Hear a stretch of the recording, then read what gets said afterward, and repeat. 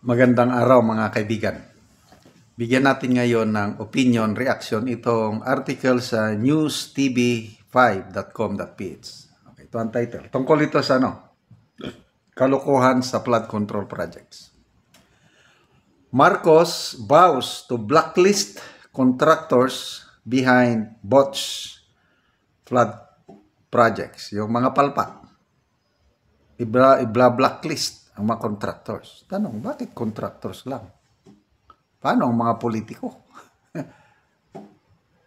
Mas marami ang kalokohan ng mga politiko nito kaysa yung mga contractors. Kasi sabi nga ni Mayor Magalong, yung anatomy of corruption na binulgar niya, 40% na pupunta sa politiko. 15% lang sa contractor. 10% sa implementing agency.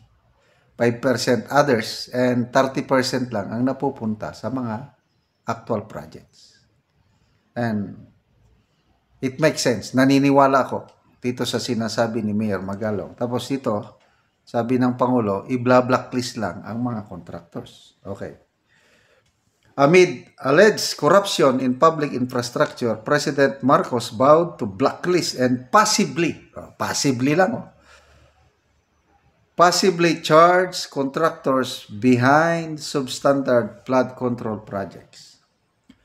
In his podcast release on Monday, Marcos said some names have come up but he did not name any of them. Yan po ang tinimbang ka ngunit kulang. Masyadong mabait ang Pangulo. May mga pangalan na dapat ibulgar mo na. Konting, gulpi di gulat. Kaya lang, masyadong mabait. May mga pangalan lang daw, ayaw man niyang ibulgar. Ay nako, sabi niya, we have already some names that are coming up. First of all, mga contractor na talagang kitang-kita na hindi maganda ang trabaho nila, we will put them in the blacklist para di na sila magkontrata sa gobyerno, said Marcos. Paano kung yung mga contractor, yung mga congressmen din, yung binulgar ni Senator Lacson, para 67 lawmakers are contractors themselves. At ako, may kakilala ako na isa. Hindi ko lang pangalanan at saang lugar. Basta, kitang-kita ko, contractor siya bago naging congressman.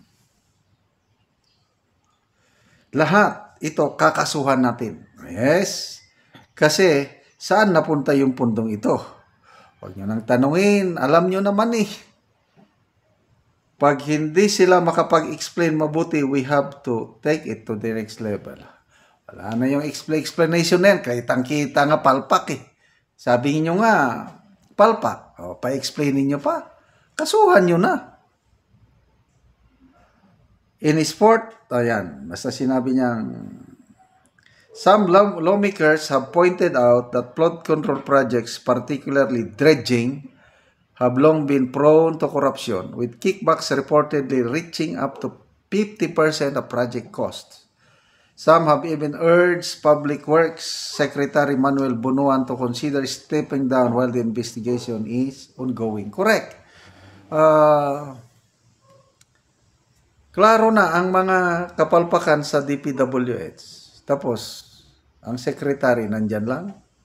To me, kung ako ang presidente, I will advise secretary to, kahit hindi naman mag-resign, leave of absence. Tama yung suggestion ni Congressman Albi Benitez na leave of absence para walang makaano sa ano.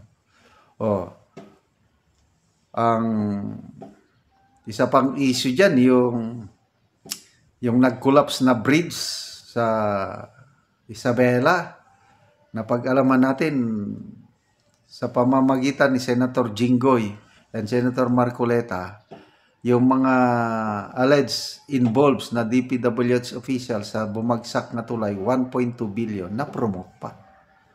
So, anong aasahan mo ngayon sa DPWH? Yung ganyan. Okay. Marcos, meanwhile, clarified that the DPWH will not conduct the audit itself.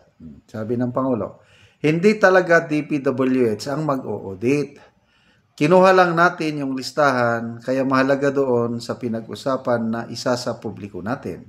So, malalaman ng tao. I'm sure maraming magsusumbong dyan. He added that the review should not be limited to flood control program. So, kung hindi DPWH, maganda. That's a good news. Ang tanong, sino? O anong grupo? Dapat, sa publiko na. Kasi, I'm sorry, medyo naalanganin ako. Parang tinimbang ka, ngunit kulang. Yung pagiging seryoso. Kasi, madaling magbitaw ng salita. Paano mo yan isasagawa? Example lang ito, Noong 2023 na SONA, nagbitiw ng Pangulo ng salita, smugglers and hoarders, your days are numbered. Grabe, pinalakpakan. Alam mo kung ilang buwan lang ang mawawala na sila. Ngayon, 2025 na. Sabi ni Senator Rapi Tulfo sa deliberasyon ng Senado, sabi niya, up to now, there are still smugglers nandyan sa Bureau of Customs. Buhay pa sila. Kaya, nawawalan na ako ng, hindi ko not every word ng Pangulo maasahan kasi depende sa pag-execute. Na marunong magsalita, magandang pakinggan, but kulang sa maalala ko tuloy si Senator Lacson, sabi niya, kailangan ng bastonero para matupad yung gusto ng Pangulo. Sino ang magiging bastonero?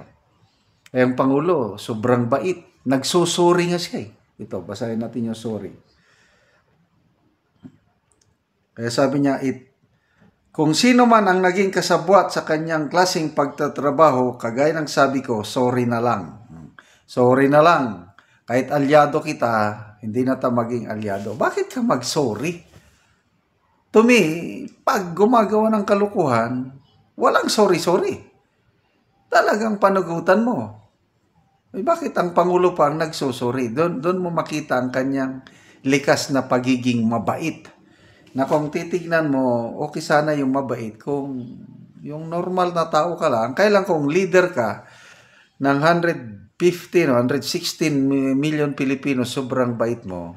Instead na positive na ugali, magiging negative na sa sobrang kabaitan. Okay, salamat mga kaibigan sa inyong pagsubaybay sa ating channel. Nakakatulong kayo ng maigi sa Tribong Talandig ng Bukidnon. Dahil ang channel natin na ito, pang sweldo natin, pantulong natin sa tribo. Namimigay tayo ngayon ng mga libreng yero at pako para makapagpatay naman itong tribo ng mas maayos na tirahan. Panoorin niyo ang video na ito. So, mo ni si Kuya, mag-atop na siya karon. Yung tagaan og yero. So, mo ni ang atopan niya, ang abuhan.